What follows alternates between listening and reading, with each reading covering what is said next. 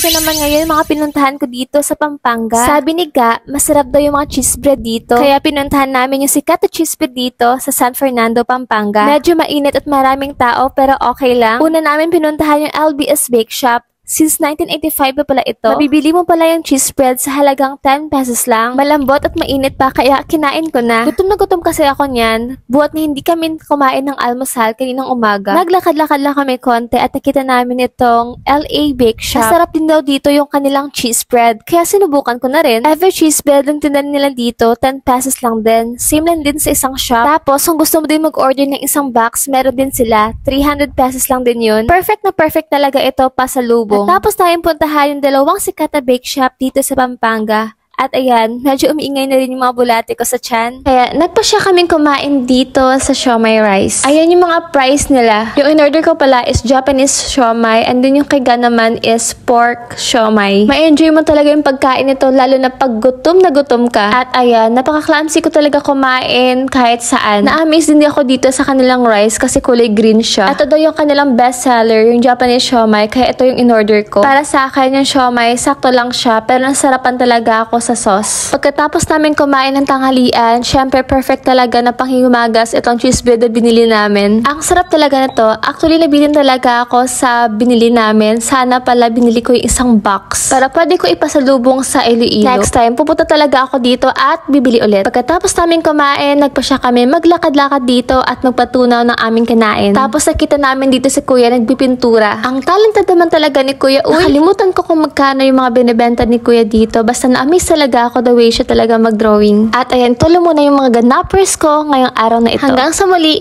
bye-bye!